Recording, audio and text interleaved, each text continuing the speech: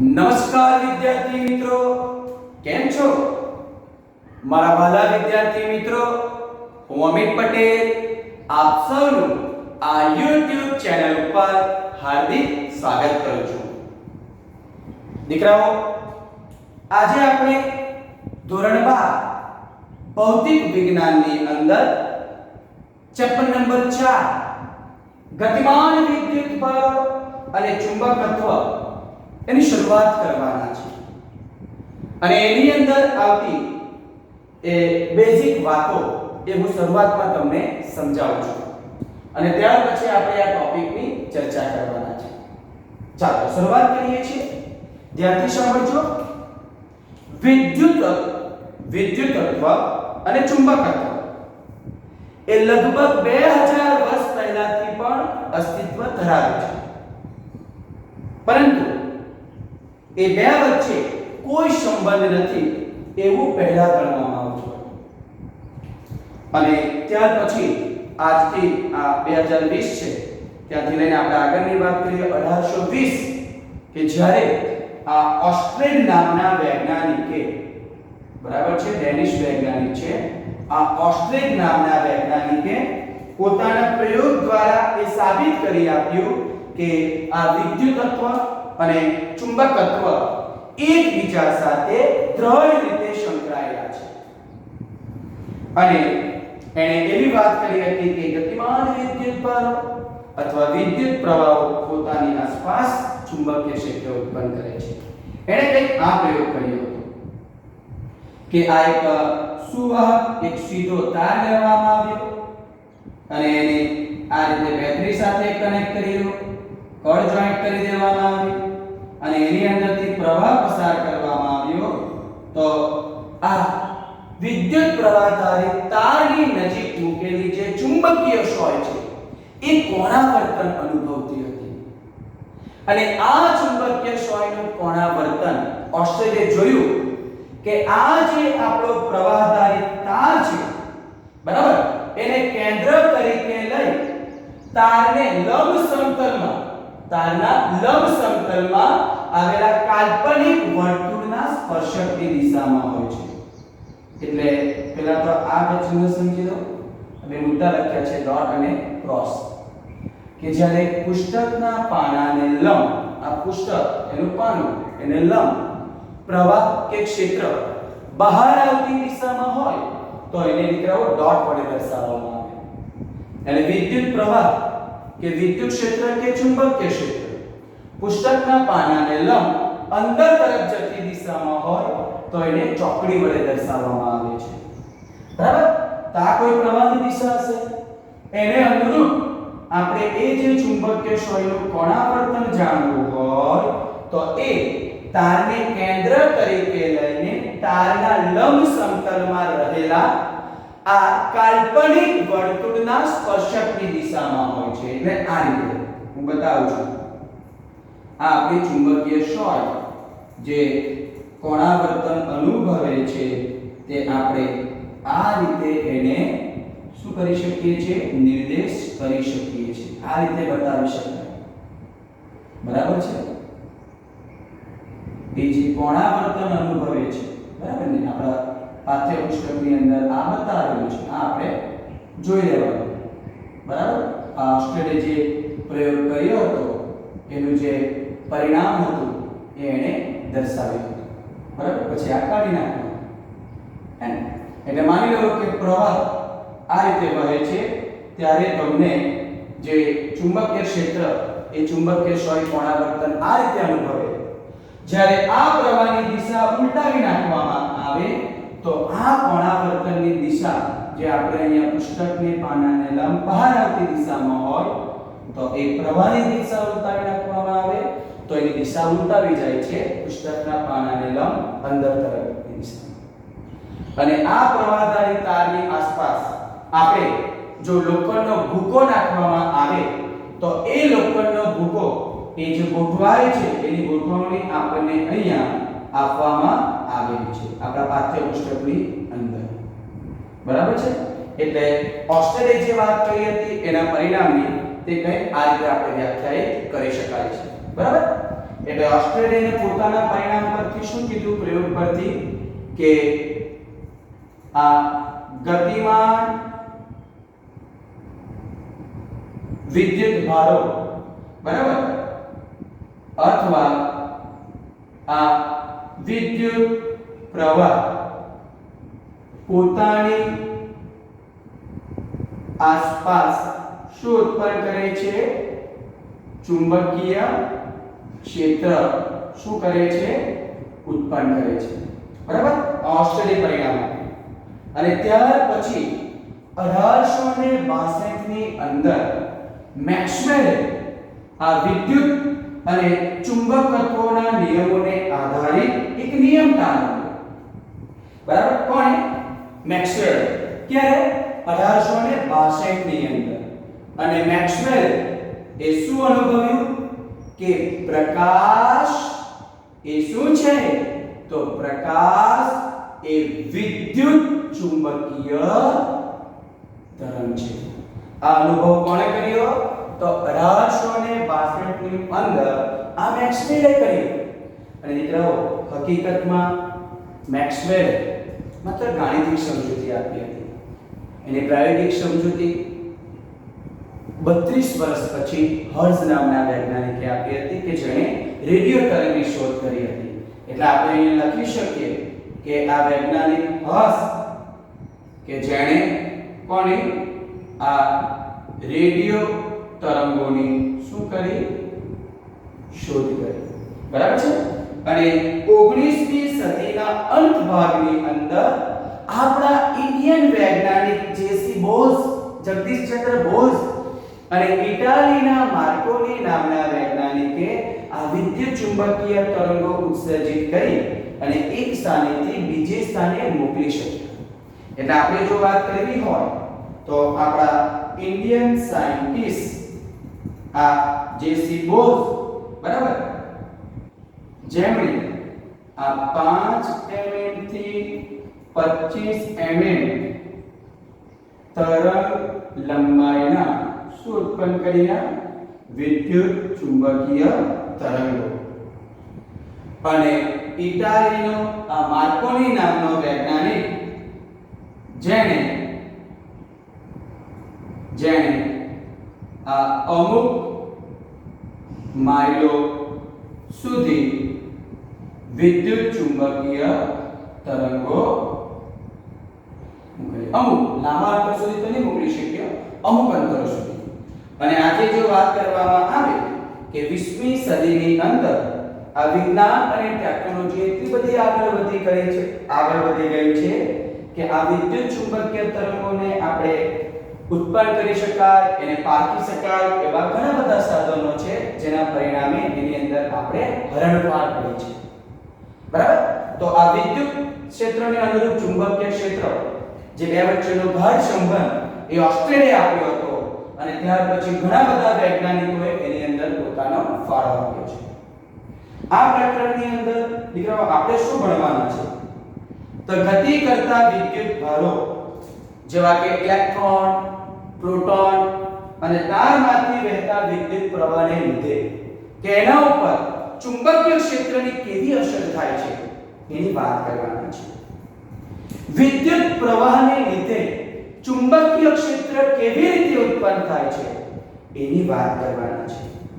અને સાયક્લોટ્રોનમાં ખૂબ ઊંચી ઊર્જા ધરાવતા કણ કેવી રીતે પ્રવેગિત કરી શકાય એની વાત કરવાના. અને અંતમાં ગેલ્વેનોમીટરની ઇચ્છિત રેન્જ ધરાવતા એમીટર અને વોટમીટરની અંદર આપણે કેવી રીતે કન્વર્ટ કરી શકીએ એની વાત કરવાની છે, બરાબર. અને આપણે એ જે મુદ્દાઓ છે, આ 3-4 મુદ્દા તમારે લખી લેવાના. અને આ ખાસ કે જ્યારે પ્રવાહ અથવા વિદ્યુત ક્ષેત્ર અથવા ચુંબકીય ક્ષેત્ર પુસ્તકના પાનાને લંબ બહાર આવતી દિશામાં હોય તો એને ટપકા વડે દર્શાવવાનું, અને પુસ્તકના પાનાને લંબ અંદર જતી દિશામાં હોય તો ચોકડી વડે. અને દીકરા વાતનું ઉતારી દો. અને હવે આપણે આ ટોપિકની ચર્ચા કરવાના છે, બરાબર. ધ્યાનથી જોજો.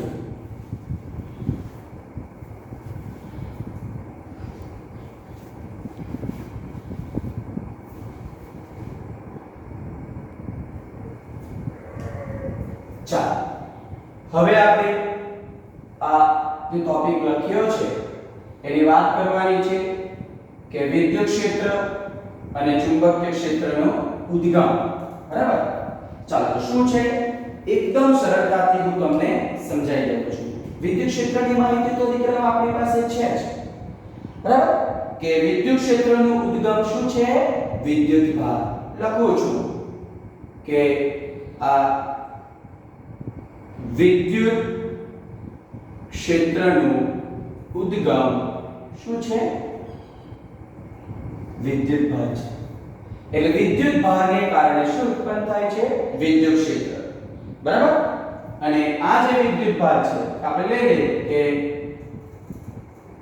વિદ્યુત ભાર q ને લીધે ઉદ્ભવતું શું દર્શાવી દઈએ આપણે? આ વિદ્યુત ક્ષેત્ર E બરાબર kq છેદમાં શું લખી દેવું?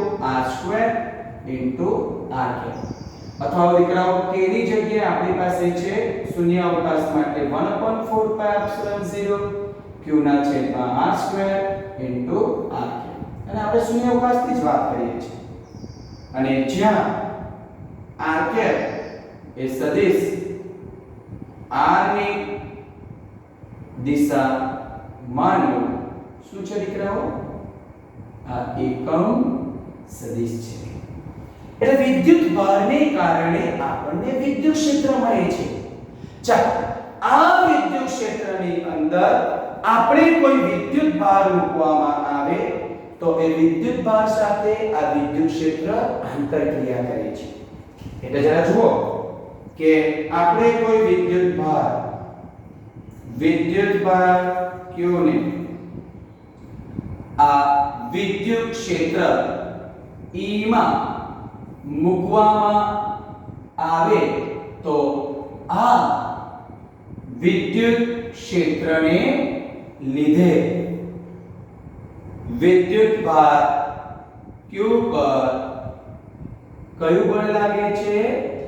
આ વિદ્યુત બળ લાગે છે. therefore બળ F બરાબર આપણે શું લખી શકાય? q. વિદ્યુત ક્ષેત્રની કિંમત મૂકી દો એટલે આપણને વિદ્યુતીય બળ કેટલું મળવાનું? તો F બરાબર q ના છેદમાં 4πε0 q ના છેદમાં r2 r. બરાબર મિત્રો? આ આપણું વિદ્યુતીય બળ જે વિદ્યુત ક્ષેત્રને કારણે લાગે છે. હવે એને અનુરૂપ આ જે વિદ્યુત ક્ષેત્ર છે દીકરાઓ એ ઊર્જા અને વેગમાનનું વહન કરે છે અને સ્થાન આધારિત છે. સમય સાથે બદલાય છે એટલે સમયનું વિધેય હોઈ શકે. એ મુદ્દા હું તમને બતાવી દઉં છું.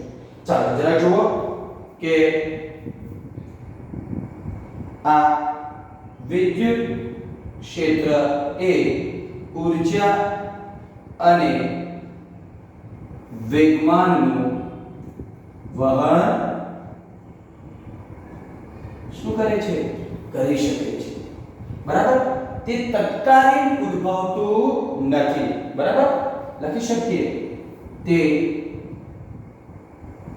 તત્કાલીન ઉદ્ભવતું નથી. તત્કાલીન ઉદ્ભવતું નથી અને એ જે વહન થાય છે એના માટે ચોક્કસ સમય લે છે. બરાબર? લખી શકાય તે વહન માટે ચોક્કસ શું લે છે? સમય લે છે. બરાબર છે? એટલે એ વાતની આપણે વાત કરી દીધી અને તે અવકાશના દરેક સ્થાન ઉપર આધારિત છે. બરાબર? અવકાશના દરેક સ્થાન ઉપર આધારિત છે અને એ સમય સાથે બદલાઈ શકે એટલે તે સમયનું વિધેય છે. બરાબર? એટલે વિદ્યુત ક્ષેત્ર તે અવકાશના દરેક સ્થાન પર શું છે? આધારિત છે અને સમય સાથે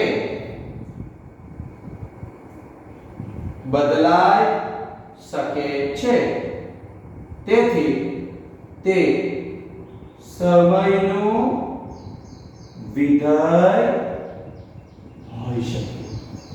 અને દીકરાઓ, આ પ્રકરણની અંદર આપણે વિદ્યુત ક્ષેત્ર સમય સાથે બદલાતું નથી એવું ધારેલું છે. એટલે આપણે અહીંયા લખી શકીએ કે અહીં વિદ્યુત ક્ષેત્ર સમય સાથે બદલાતું નથી એવું ધારી લીધું છે. બરાબર? તો આ વાત કરી નાખી આપણે વિદ્યુત ક્ષેત્રની. હવે આપણે વિદ્યુત ભારને ગતિ કરાવીએ.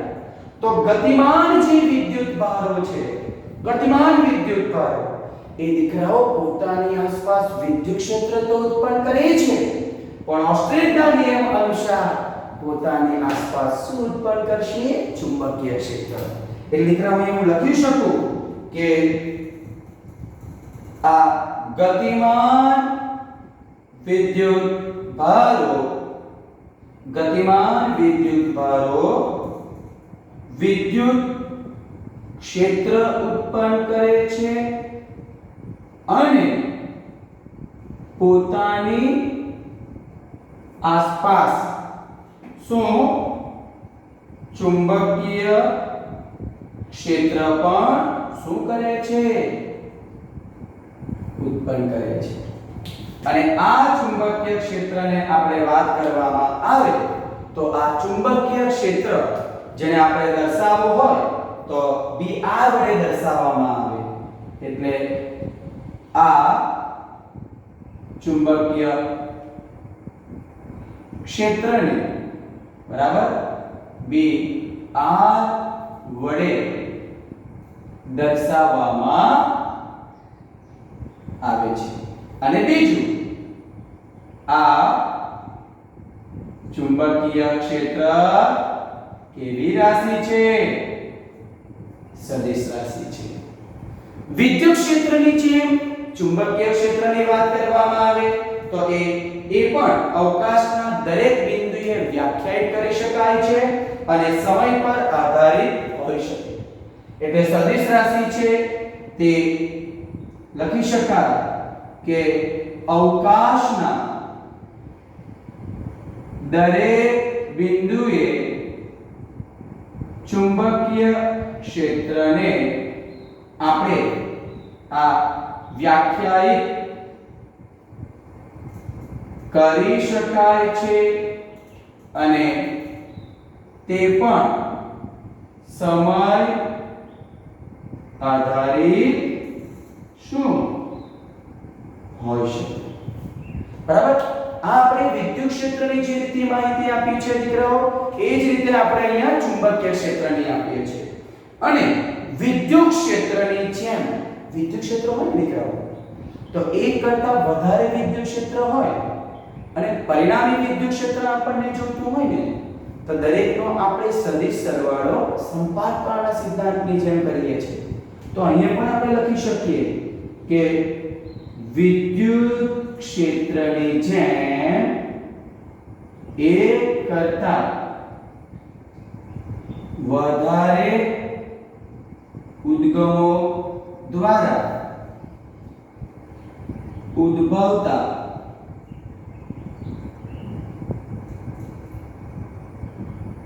ચુંબકીય ક્ષેત્ર, એક કરતા વધારે ઉદ્ગમોના લીધે ઉદ્ભવતા ચુંબકીય ક્ષેત્રનો, બરાબર, એક કરતા વધારે ઉદ્ગમ દ્વારા ઉદ્ભવતા ચુંબકીય ક્ષેત્રનો